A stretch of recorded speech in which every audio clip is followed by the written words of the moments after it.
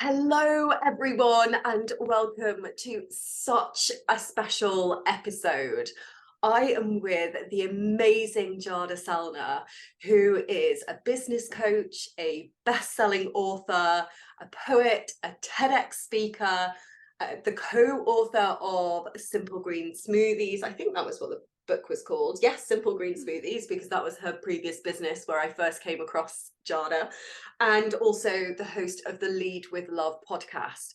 Now, the reason I was wishing and hoping that I could get Jadah onto the podcast is because she has just recently launched this incredible book called She Builds, the anti-hustle guide to grow your business and nourish your life. And let me tell you, the amount of parts where I have highlighted, I have folded over, I have sat there, nodded, I cried. I felt like the biggest release of energy when you shared your experiences, that it was one of those books that I was like, oh my goodness, I feel seen. Mm. And for that, I am just so grateful that you wrote the book. And secondly, that you agreed to come on the podcast.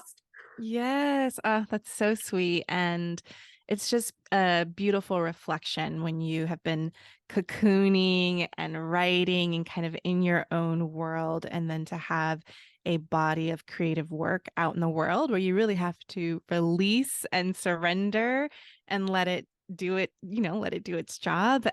So it's just beautiful to hear how people are experiencing it. I love seeing highlights and folded pages, and I have friends who are like, it's in the bathtub with me, and post-it notes. And so yeah, thank you so much for sharing that. And I feel when I wrote that book in 2020, like kind of when I started, I got my book deal with Harper Business.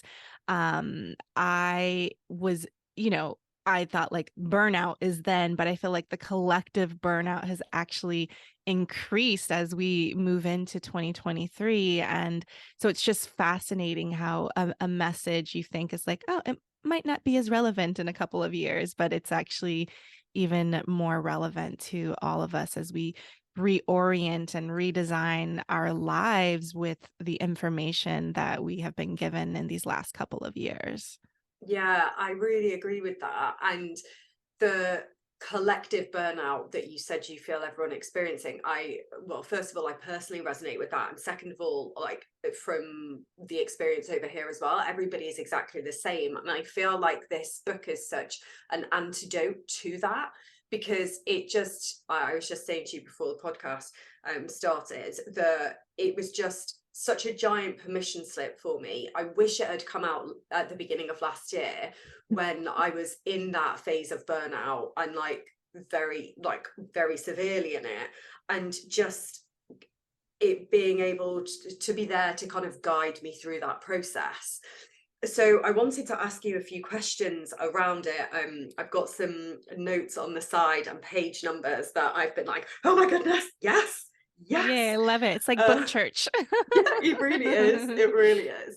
So, for anybody who has the book, this is on page 243. And Jada mentions there'll be certain seasons when you need to give yourself permission to build slowly. If you're not as visible or productive during these periods, remember that you're not hiding, you're healing. And when I read this, I was like, oh my goodness, yes, you're not hiding, your healing. Now, with hustle culture being the way it is, you also mentioned in the book around how it gets so celebrated that you have to keep pushing through no matter what, and you have to be obsessed with it. And if you're not growing, then you're dying, and it's profit at all costs. And I just wanted to ask you, like, how you came to that conclusion yourself, that it was like, I'm not hiding, I'm healing, and it's okay for me to scale back, to then take things slowly, to move forward. Like, how did you come to that true wisdom? Yeah. So, I mean, obviously, when we get to these places, it's a very lived experience and embodied. And I truly believe that anti hustle is the antidote to burnout for us to be able to build, to move, to create slowly. But for me, it was in 2019.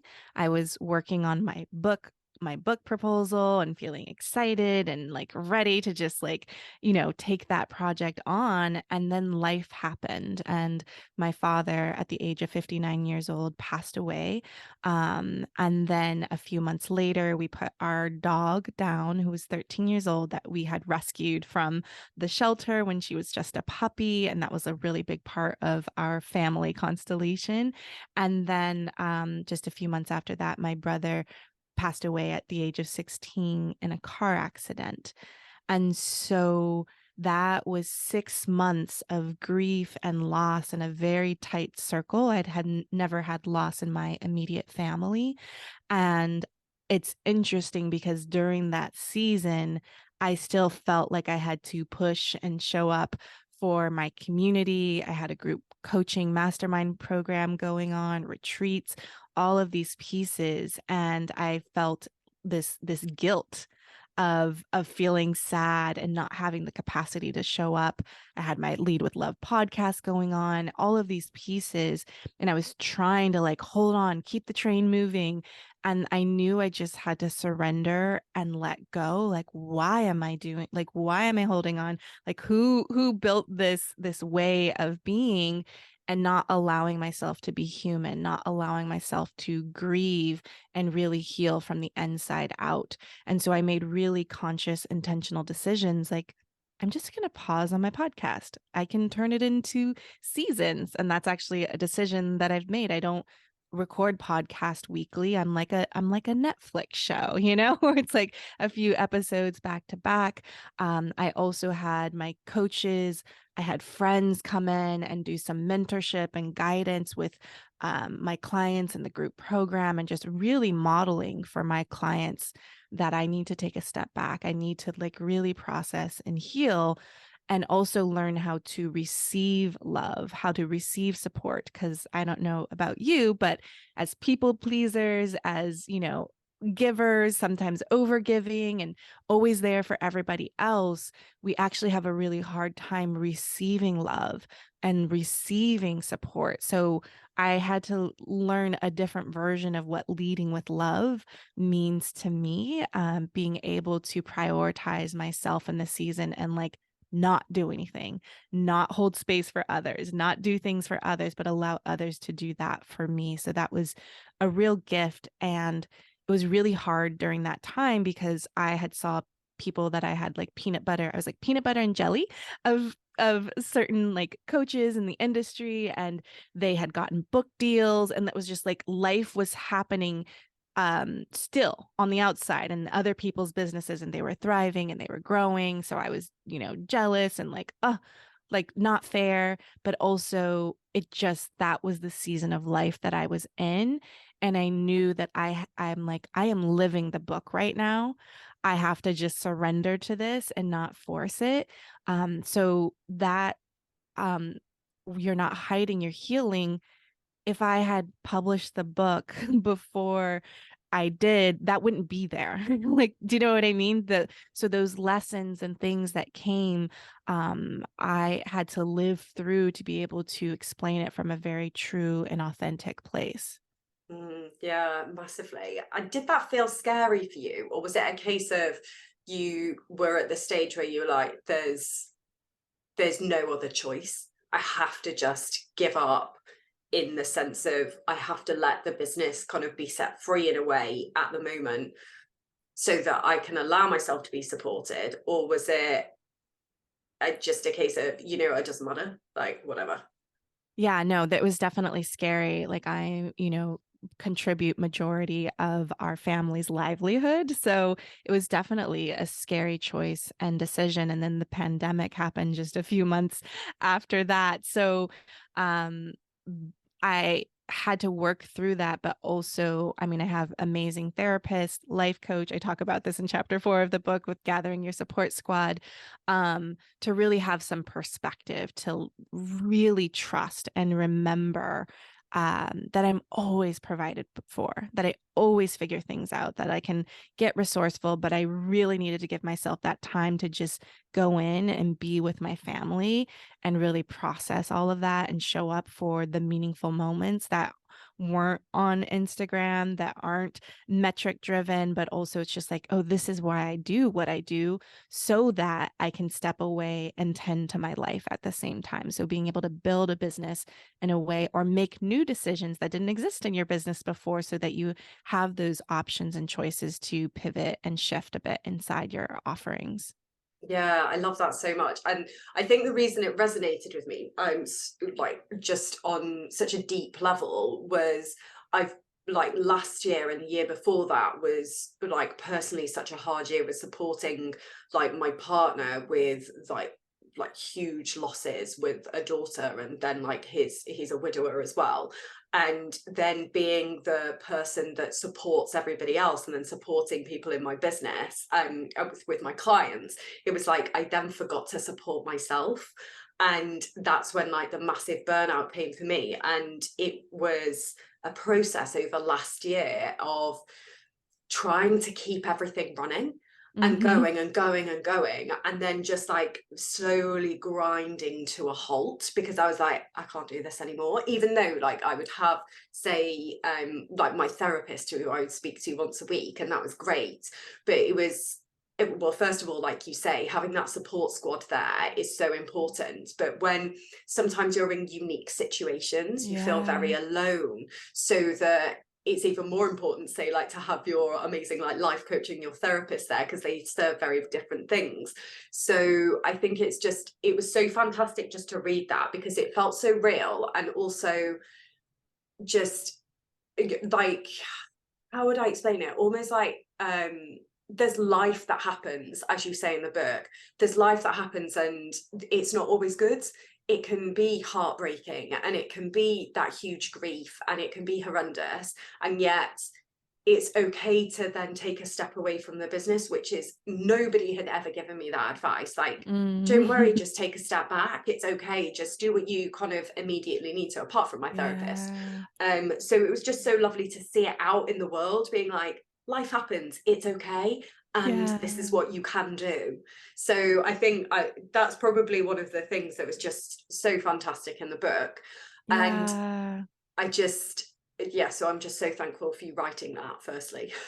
Yeah. And I also think something that I learned in me being able to receive support and be supported emotionally and through those seasons, um, mm, similar to you as you were holding space for your loved one, for your partner during a season of grief and hard pieces, is also getting the people that you love, that you hold space for, getting them their own support squad. So for me, I have a teen and just all the things that are going on for teens in this world right now. So she has like what my life coach is Rebecca McLaughlin, and I'm like, everyone needs a Rebecca. And so it's like my kid has a mentor and is in a circle, a teen circle that meets once a month in person, but then in between has one-on-one sessions with one of the mentors in that program. My husband being in groups and having his personal therapist. Like everyone just needs, when you are at capacity and you are the one that's usually holding it down for everyone else, sometimes the most loving thing to do is not for you to hold space for them and be the one holding it down. Is actually like, go get the support that they need for themselves too. So it's like we can't be everything for everyone and even for the people that we love. So that was something that I, over time learned that, oh, my people, they need some people too, and it can't be me. Yeah, massively. Yeah, and that's what we ended up doing. We were like, right, breaking point.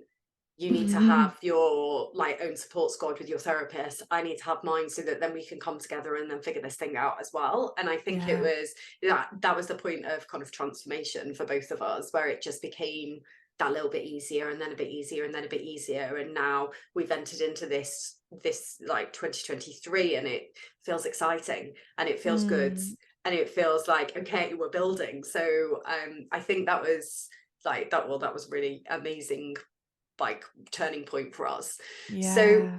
I wanted to also talk about where you mentioned about my race, my pace, my personal best, and how this led to like the you guide people in the pause, pivot, and push strategy. Can you just say a little bit more about that? Because I think it's so fantastic.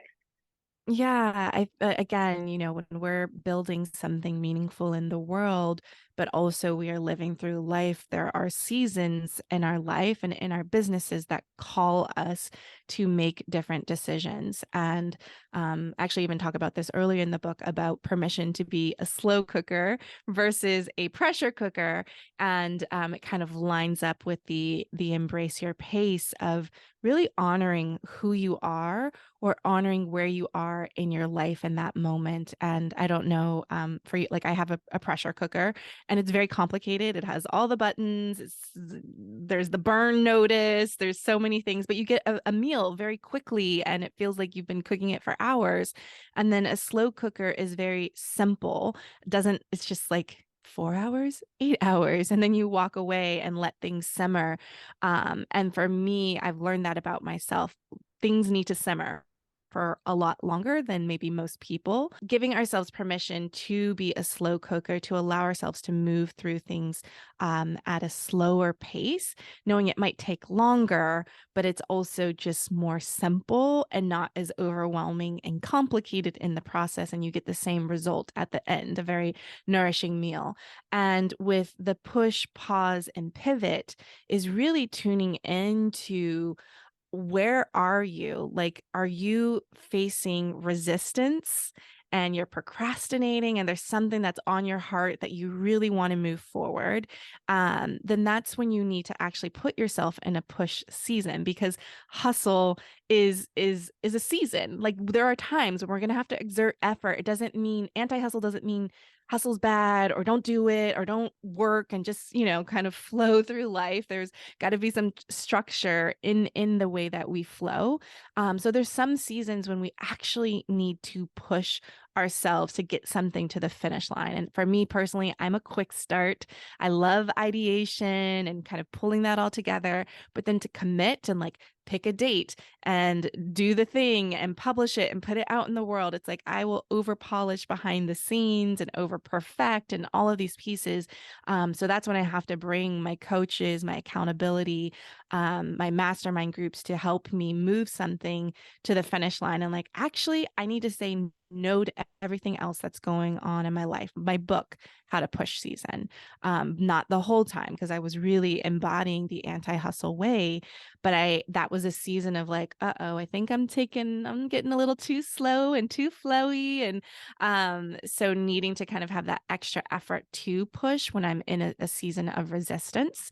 And then for the pause, that's like that season of grief for me, right? Being able to pause on my podcast, pause within my coaching program, receiving support during that time, and allowing myself to just exhale, to take a breath, to like reorient myself, to heal, and to know that, yes, I'm not hiding during that season. So those are those seasons of pause when everything is coming at you or the unexpected things in life happen, a chronic illness, some type of diagnosis, even a move or a change in relationship or caregiving for elders or for kids. There's just so many things that come up in being human and life, that maybe we need to pause somewhere in our business. And then there's the pivot, right? Where it's like sometimes there's forced pivots where it's like you have to move in a new direction. And sometimes there's callings for us that our heart is calling us to move in a different direction. And it could be super big, like when I sold and exited my company, Simple Green Smoothies, in 2016. That was a big pivot. And I feel that it took me 3 years to actually be brave enough to take that step and exit. So those pivots can be kind of simmering for a while. And I noticed that in myself. And then there's also smaller pivots where it's like, oh, this offering that I had isn't working for me or it's not working for my community. And so I'm just going to release that and try something else, right? You're like pivoting and moving in a new direction or changing niches or whatever it is. Like we have permission to reinvent ourselves as we grow and we change and evolve. And pivots can be very hard because a lot of identity is hooked into a way of being. So we really have to give ourselves permission. And sometimes it's kind of outward where people are like, ah, you're crazy for doing that. Why would you leave that? Like all of those things. So really getting honest with yourself when your heart is calling you in a new direction. Yeah, and I really feel like you talk about this in the book, but just going to what you're saying with the pivoting, it requires a level of trust in yourself and knowingness in yourself that is so grounded and so connected and so much deeper than what anybody else can kind of see, particularly with those pivots. When people are like, "What are you doing? You're crazy," and you're like I think it was in the book you mentioned it was a quote from Glennon Doyle about she stopped asking other people for directions because they've not been to where she wants to go, and I think that's so true. But can you just speak to learning to trust yourself in a world that essentially kind of really tells you not to, because it's always about like buying the next thing, doing the Yeah. next thing, getting this from this expert. And I think it's when we can like listen to that voice in ourselves that Yeah. then we can start to cultivate that. But I'd love to hear from your perspective what trust means to you. Yeah, I think something is also connecting to what are you afraid of? Because if you're not moving forward either and you're kind of taking in, well, like they're saying this, maybe there's something for me to pay attention to what are you afraid of on the other side of that pivot. And I remember, and I share this in the book, but I had a conversation with my friend and mentor, Jonathan Fields from the Good Life Project. And I remember I wanted to leave Simple Green Smoothies very early on. Like I already wanted to do more speaking and coaching and just sharing about business strategies. It's like what really lit me up. And I wanted to leave sooner. And he's like, maybe, like there feels like there's some things that you still need to build in this arena. And if I had left sooner, I wouldn't have published Simple Green Smoothies book. And that really built a lot of confidence for me and my future book. So like not blowing everything up, burning all these bridges, and really being intentional and slow and strategic, because also I'm, providing a livelihood for my family. So I had to be very so that's how I build trust with myself, is being able to, all right, I know where I want to go. What am I afraid of? Oh, I'm not going to have enough money to like take care of my family. So I started doing test projects on the side every quarter while I was still doing my responsibilities in Simple Green Smoothies. It's like, oh, where do I want to go? Let me do one experiment. Let me do a 2-day retreat this quarter. The next quarter, let me lead a 6-week coaching program. I would just try these different things. So I started to build revenue and a runway on the side for me to build that confidence in myself. And then I remember talking to Jonathan again, and I was like, am I crazy for leaving? And he was like, you're asking the wrong question. The question is, can magic strike twice? And the answer is yes. And when I heard that, what I connected to my fear that I didn't think I could build another successful business. Like Simple Green Smoothies was my golden ticket. That was the thing. This is the end. Like if I leave this, then nothing is going to be available to me. And so that really allowed me to connect to what I was afraid of, was like, I'm not going to build another business that I can provide for my family. And so that kind of, when sometimes it's about trust, but also it's about tuning into what are you afraid of? And then what are some things that you can do to help soften some of that? Fear doesn't go away, but not let it lead the decisions that you make, not let it be in the driver's seat. Like you can be in the passenger seat, but you don't have control of the wheel.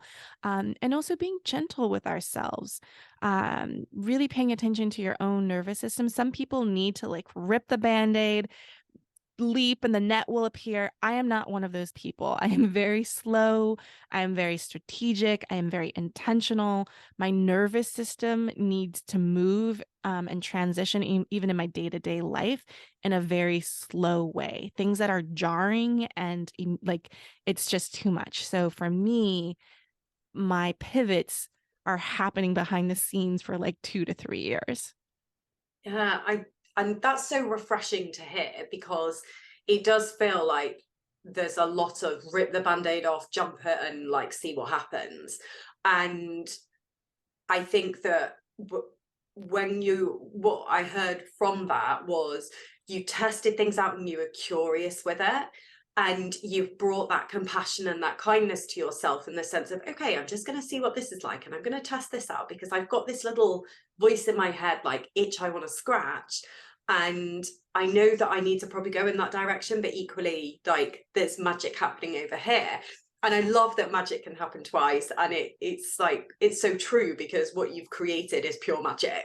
Like it's Mhm. just so inspirational whenever you look at the Lead with Love, and your love framework I think is just so fantastic. And that literally is pure magic that you've created through that slowness and that curiosity. So can you tell everyone a little bit more about what the Lead with Love framework is about? Yeah. So, to kind of set up the love framework, I have to start with where we're coming from, talking about fear. Yeah. So I talk about us being really hustle culture, and that treadmill is like we're on this cycle of fear, and that's FEAR. So first, it's forcing, exhaustion, avoidance, rigidity. And this is what kind of puts us in that space of burnout and overwhelm and depletion. So we start in the forcing. We're trying to just push and make it happen and like really like, I got this. And when we do that, when we push ourselves, then we lead into exhaustion, right? We're tired, we're depleted, we're overwhelmed. We just, then when we're in that place of exhaustion, then what happens is we want to hide under the cover. And now we're in avoidance, right? Like, I don't want to do anything. You also start to build resentment towards your business because you are so tired, and now you're avoiding the tasks within your business. And then we are in rigidity. So it's like, I made this plan, or I started this business. I said I was going to do it. I need to be in integrity with myself and stay. But sometimes when we are in integrity with ourselves, then we are out of alignment with our souls. So we have to really pay attention to that rigidity, being kind of stuck in one way of doing thing or one plan or one vision, and really giving a little bit more fluidity and flexibility that things can adapt and change.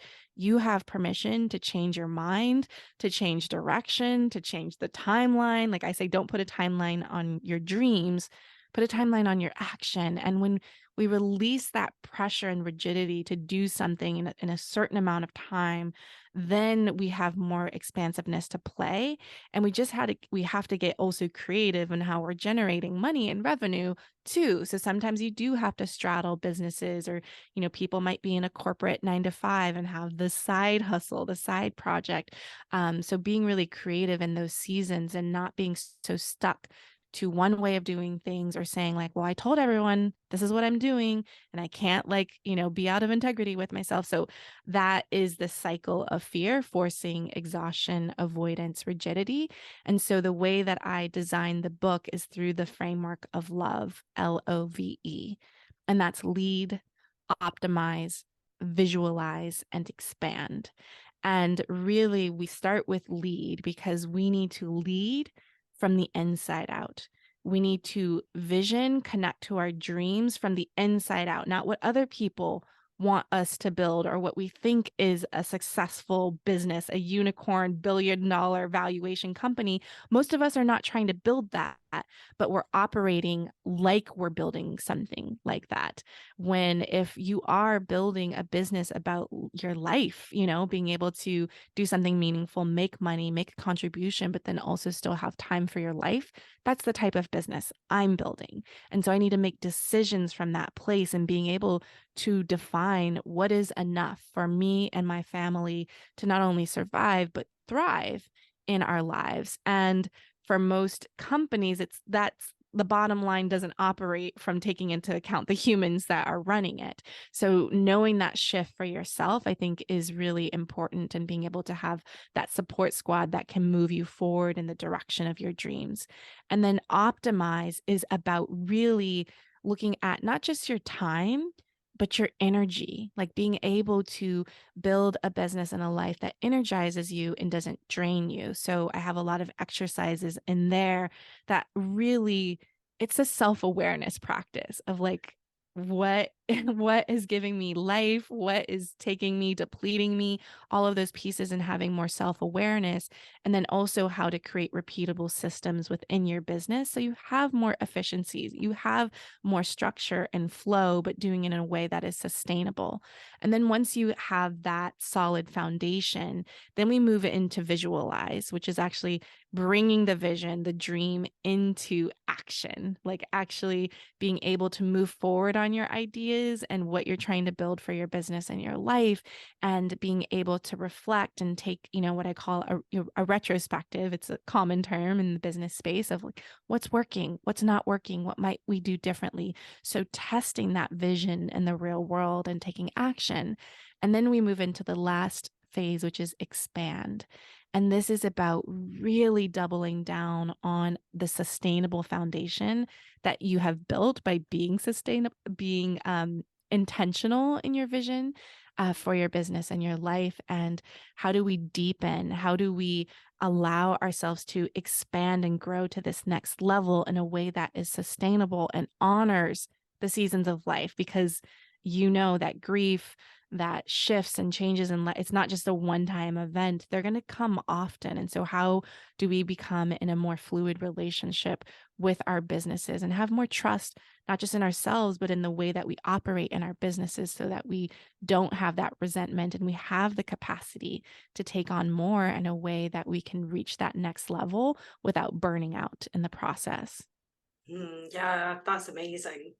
And when I read that, the framework around it, I just thought, gosh, that's such an empowering way to live your life and do business. And I think the book, and you, from having had a coaching session with you many years ago, you just embody not only being so focused and being amazing and a brilliant mind at business, but also having that softness and that literally the love for, let's stop dehumanizing people, our customers, whoever we come into community with, and build those relationships. Because there's one particular part in the book, a little bit earlier on, you talk about building a community and focusing on those people, and so it's almost like dating them. And I thought that was, I remember this from quite a few years ago when I'd listened to something and you were like, think of it like going dating, like social media like dating, and like building this community like dating. I thought that's such, firstly, a fun way of looking at it, and secondly, I think sometimes we get told the lie that just because you set up a business doesn't mean that people are going to buy from you. You have to provide them with value. You have to, like, they're parting with their hard-earned money. So like, you need to give them this experience of it. But can you, just for context, give people the example of like the dating and the community side of it? Yeah. So I talk about, being able to court your community and really allowing yourself to show your dance moves on the dance floor. So imagining you're in a club and you're dancing, and, there's someone who like is on the dance floor and is like, "Hey girl, can I show you my dance moves?" And you're like, "Sure, let's get on the dance floor." And then they're like, "Oh, I can't do that here. I have to take you to my house." Like there's this rushness to like get people to the offer, get them to so I look at the dance floor as where you're showing up and building trust, adding value. So that could be social media, a podcast, a YouTube channel, all of these different ways of how we can kind of show our dance moves. And then we can invite them to our house, which is like, in business sense, your website or your brick and mortar retail store, right? It's like, come to my home. And then they get to see what it is that you care about, what you have to offer in that way. And then you can invite them to the bedroom, which is like your email list, a very private one-on-one conversation, even if you have, thousands of people on your email list there's only one person on the other side. So that's where you can have the more intimate conversations where people are willing to share more vulnerable things because it's not on the dance floor. It's not on social media, wherever you're putting all your business out there. So being able to see that trajectory of how we can court our community through that process of, again, and it's also a little bit of it's a slower dating model too, right? It's not because it doesn't mean that people don't move faster, but for most people to build trust and to feel safe enough to take that next step with you, there's a process and an order that allows people to kind of open up and be ready to make that decision for themselves. Yeah, it's so true. And I think whenever I talk to my clients, they are like, most people are in such a rush because of what we've been taught, that like it's growth at all costs. If you're not growing, you're failing. And like, why have people not converted yet? And I'm like, you've just launched. Like, Yeah, you yeah. need to like build this up and like talk to people about it and like start to build that trust with them. So yeah, it always does make me chuckle. But then like we can all fall into that trap because it's just like it's a natural Yeah. human thing, right? Yeah, and something even on my calls with potential clients, the way that I coach is really honoring those nervous systems that need to move slower, that need to make decisions. And it's like that's something that I'll say on the call. I'm not like a hardcore salesperson. You don't have to make a decision and pull out your credit card in the next, like 10 minutes. And not to say that that process doesn't work, because some people thrive on the urgency and need that extra accountability to make those decisions. I am just choosing, like, I want the sell, I want to make money, I want to serve these people, but I just do it in a different way. And like, if you need to sleep on it, sleep on it. If you are a full body yes right now, awesome. I'll send you some follow-up details, copy you with my team. And if you're a yes, just reply yes. If you have questions, let me know. There's like, I just date and dance differently, and that's okay. And so for whoever wants to be courted in a more slower way, they're going to resonate with me. And I open the book saying that there are no unique messages, only unique messengers. And so sometimes we think like, oh, someone has already done this. Like, who am I? Like, this is oversaturated. There's so many people. And we really have to connect to what makes us different from what other people are selling. And it's actually great to sell something that's already working. That means there's a marketplace for that. But for us to really connect to that, we are unique in just the essence of who we are and how we show up in the world. And I am always looking for resonant teachers. So it's like, yes, I love the results they get for that person. And that teacher, for whatever reason, they talk too fast, they do that, whatever it's just like doesn't work for me. So I need to find someone that talks about that, but I need them to be a resonant teacher for me, a resonant mentor. So really paying attention to that, I think, is so important for you to know, like, how do you want to be sold to? How do you want to sell? And like operate in that way and look for teachers and inspiration for people that are modeling the way that you would like to embody too. I love that. And just going back to what you said about there's no unique messages, there's only unique messengers. And in a world where I feel like there's a lot of everybody copying everyone else because they're not quite sure what to say and they feel like if they say it differently, they're doing it wrong. Like, Mhm. how do you pull out that uniqueness from yourself to then and then convert that into something which is, first of all, which resonates with other people, second of all, that you feel moved and called to talk about and you get excited about? How would you bring someone through that process?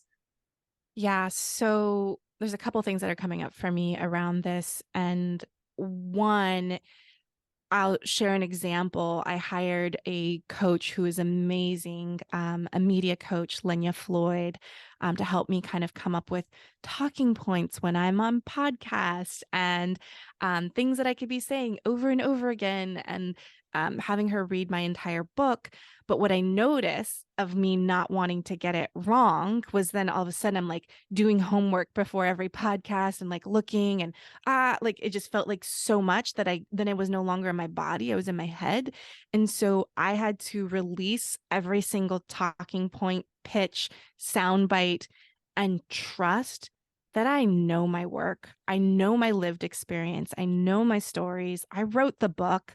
Like what, so even when you and I were talking right before we pressed record, right? You're like, is there anything that I need to know or that you want to say? And I made this different decision that I would just come to every conversation, every interview, just so present and connected versus searching for the soundbite or the pitch or the message, and just trust that if I just like stay embodied and I stay present to the conversation and the person I'm talking to, that my energy and my passion will move through in that way versus trying to like remember the smart thing to say.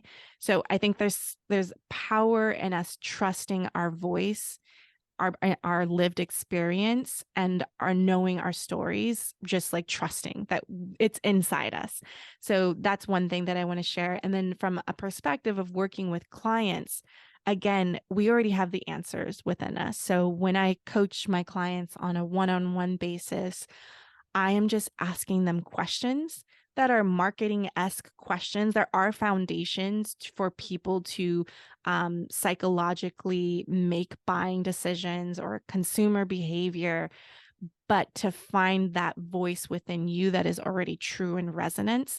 So I will ask questions that might be a structure of like a marketing email sales funnel, but I'm interviewing that person to really get their stories out of them. What is their truth? What do they already know about their client? Like they know their work so well.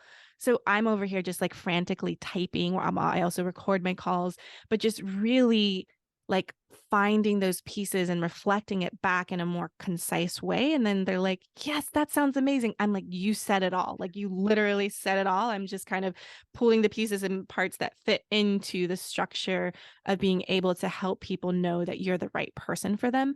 And I want to raise my hand that I struggle with doing it for myself many, many times. I'm really great at it with other people. There's this saying, you can't read a label from inside the jar. And I'm like, what's my message? What do I talk about? What do people resonate with? What's the problem that I solve? Like, I'm like, because I feel I'm so intuitive in how I show up, and I can meet my clients in so many places, from team to messaging to product ideation, all of these things. So I will struggle with that in myself because I'm like, I need a me for me. I'm giggling whilst you say that, just because I'm like, oh, that's me. Like I could do it for my clients where I'm like, yeah, on fire. And then Yeah. when it comes to me, I'm like, oh, what's my name? Yeah, And yeah, yeah. what am I here for? So that makes me feel a little bit better as well. So thanks for that. Mhm. Now, in the book, you also talk about, which I think is just so refreshing, your previous clients slash current clients that you've got and the stories that they have as well. And one really resonated with me where the name escapes me, but she sounded like, firstly, a phenomenal lady, and secondly, she was growing her family. Like she was pregnant and she had her business as well, and she was trying to figure out how to put all that together.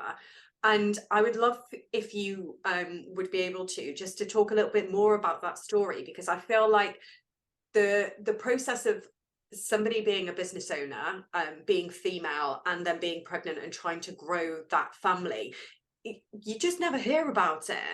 And Mhm. it's always like where they're like, we're just gonna power on through and just do this shit. And you're like, oh, it sounds awful.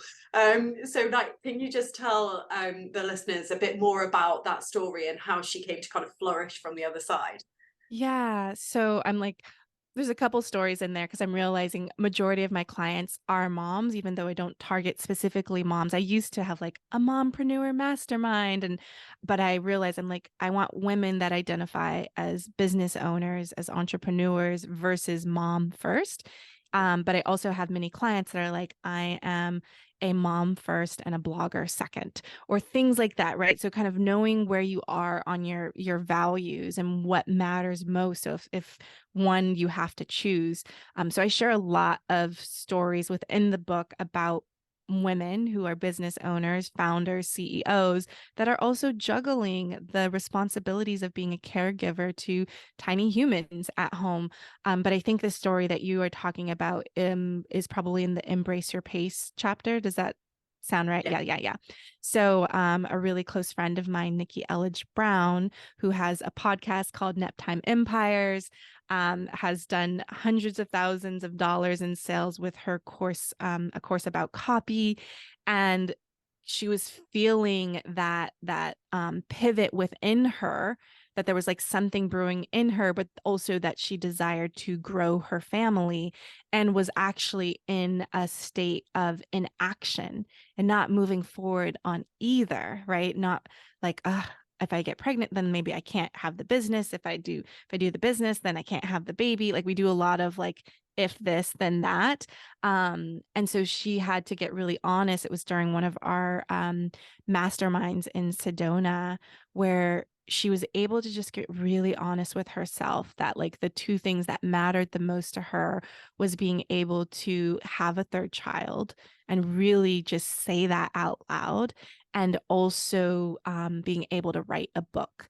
And neither of these things were revenue generating offerings, but that was just the calling on her heart to pivot towards, and that there was a message brewing inside her that she was still exploring with that, which now she has a podcast called On Her Terms as well. So kind of straddling these two worlds of parenting while growing a business.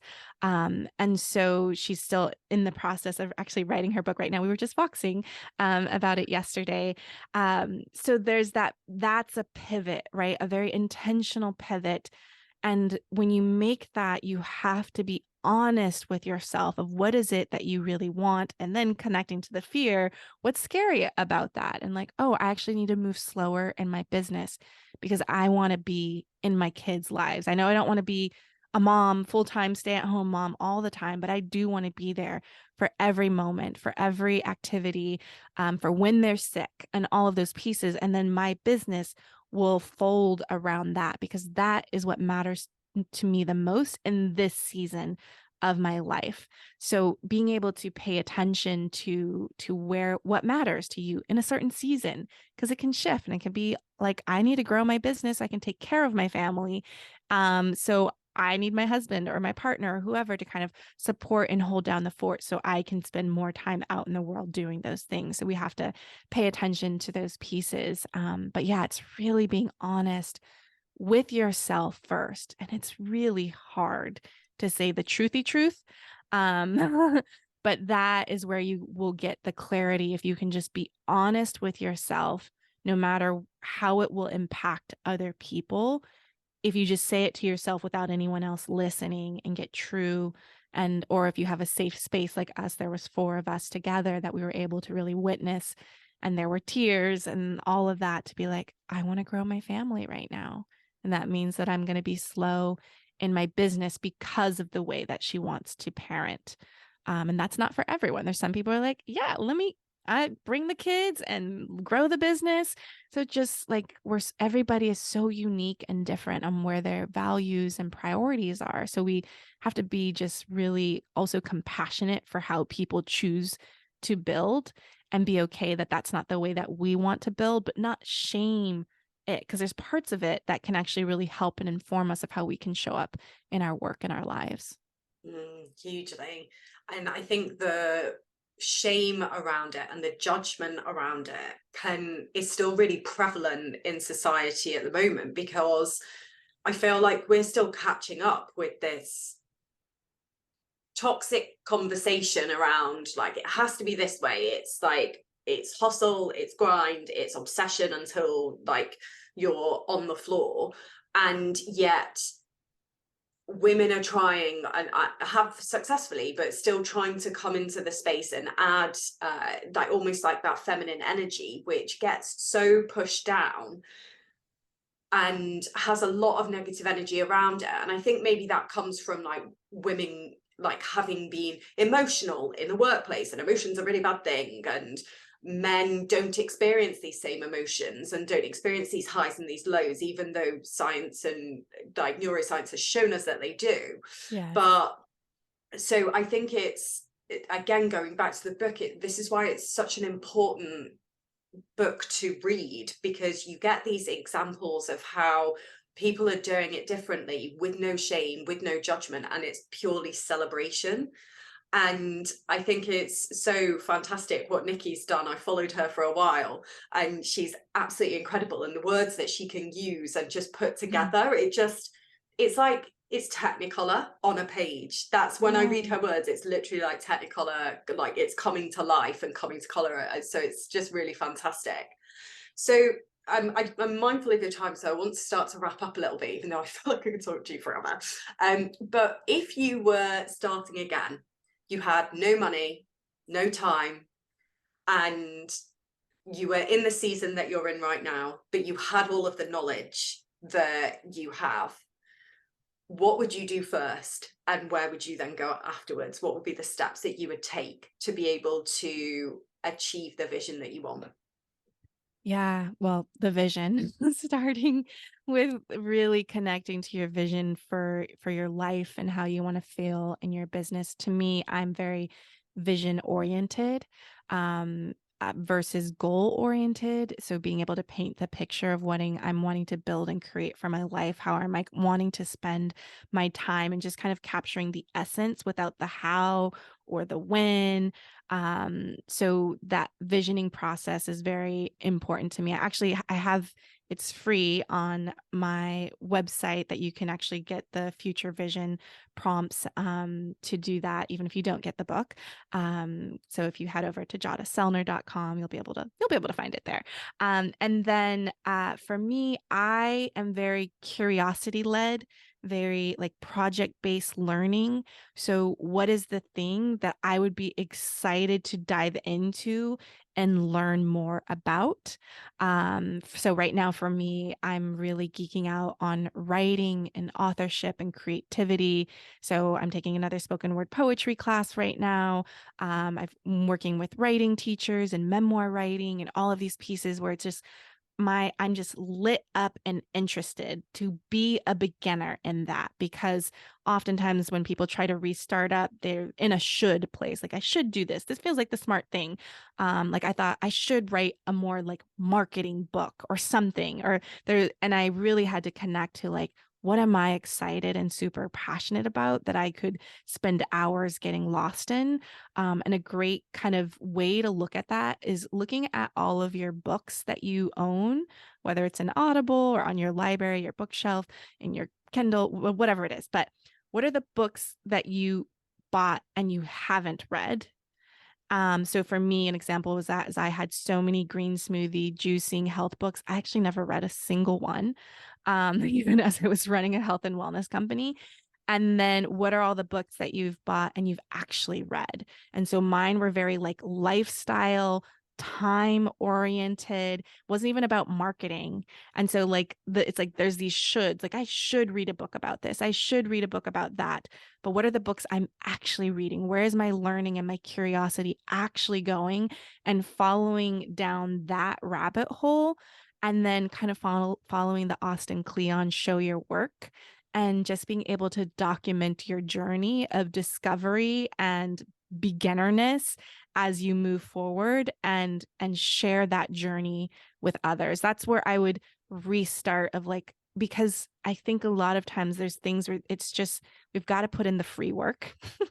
The things. But so like, what's the thing that you'd be like, even if you didn't get paid, you'd still be excited to do? There's a lot of upfront work in a startup where you're not getting paid right away. So enjoy that process while you're doing it. So that's where I would start, is what am I excited to learn about?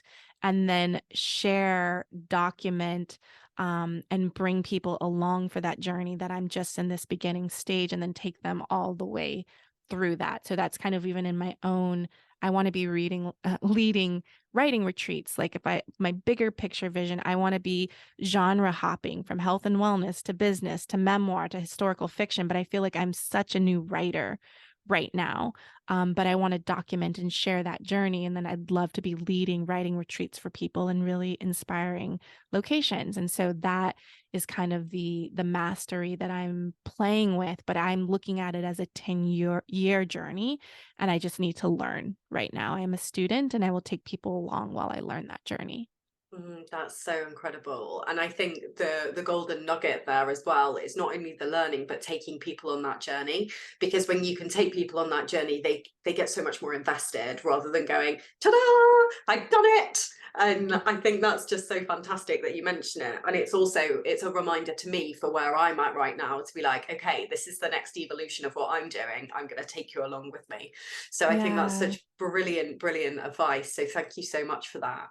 of Now, course. where can people find you if they would like to know more and buy the book and all of that good stuff? Yeah, if you go to shebuilds.com, that will take you to all your favorite links and for booksellers, whether it's Barnes and Noble or Book Depository, if you're, outside of the US or Canada. So you can get that. And there's also bonuses available. One that I share is the retreat, the annual retreat that my husband and I do each year at the beginning of the year to kind of reflect and celebrate the previous year and then start to vision and dream what we want to create for the upcoming year. So I basically have like a checklist and a schedule that we do while we go away. So that's included. And also like what I shared, the future vision prompts, and I kind of guide you through to fill out those questions. Because to me, when you have that future vision in place of where you want to be in the next 3 years, there's something so grounding for it. And then just release it and let it go. Like, you don't need to make it into goals or plans or anything like that. And then revisit it in 3 years and just see what happens. Like let your subconscious, which they call encoding, when you write down your vision of what you're wanting, that there's pieces of it that your brain is already searching for the opportunities and you don't even know, like, why was that an immediate yes for me? So those are free bonuses if you go to my shebuilds.com website. And of course, I'm at Jadah Sellner, JADAHSELLNER on all the socials. Yeah, I love that you also have to spell your Instagram account out as well, because Yeah, I'm yeah. like AILISH. I'm like, oh God, this is such a mouthful. Yeah. Well, Jada, thank you so much for taking the time to give your heart, to give your true lived experiences, to not only create such a fantastic book. I know you wrote in there about you were a little bit nervous and you were sometimes a little bit worried about, is it going to be good enough? And Mhm. honestly, I sat there today and I was like, wow, I finished this book and it just made me feel so emotional. No book has ever made me cry before. And Mm. it was just, I think it's testament to you for like bringing everything together of what you've experienced, what you've learned, how you've succeeded, and how you've become a starter again and restarted. That it's just such a magical journey, and I really honor you for that. So thank you so much for sharing it. Thank you so much. This is just a fun conversation, and it's been nice to talk to you in real time again. Yes, it has been. And everybody else who is listening, thank you so much for listening. And I will see you on the next episode. Thanks so much for listening again. Bye bye.